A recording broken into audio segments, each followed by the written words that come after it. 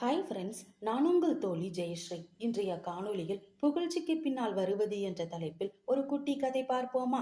கண்ணுக்குட்டி ஒன்று அழுதபடியே தாய் பசு கிட்ட ஓடி வந்துச்சான். அதை பார்த்த தாய் பசு தன்னோட கண்ணுக்குட்டிய நாக்கால நக்கியபடியே அதோட அழுகைக்கான காரணத்தை கேட்டுச்சான். உடனே அந்த கண்ணுக்குட்டி, அம்மா, இந்த வீட்டுல என்ன போலவே ஒரு ஆட்டுக்குட்டி இருக்குமா, என் அழகு அதுக்கு கிடையாது, கண்ணன் கரையில்னு கருப்பா இருக்குமா, என் சுறுசுறுப்பும் அதுக்கு இல்ல.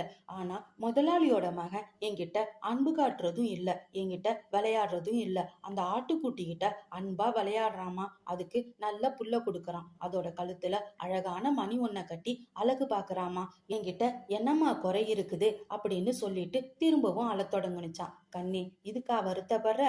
அதிகமான மரியாதையும் அதிகமான இன்பத்தையும் அனுபவிக்கிறது ரொம்ப ஆபத்தானது.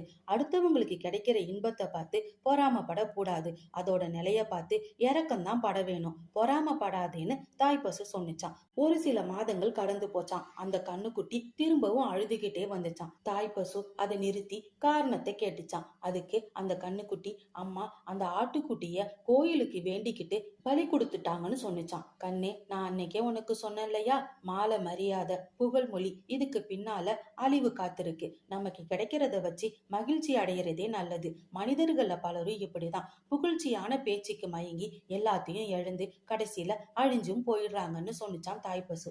இந்த கதை பிடிச்சிருந்துச்சுன்னா லைக் பண்ணுங்க, ஷேர் பண்ணுங்க, சப்ஸ்கிரைப் பண்ணுங்க. நன்றி நண்பர்களே.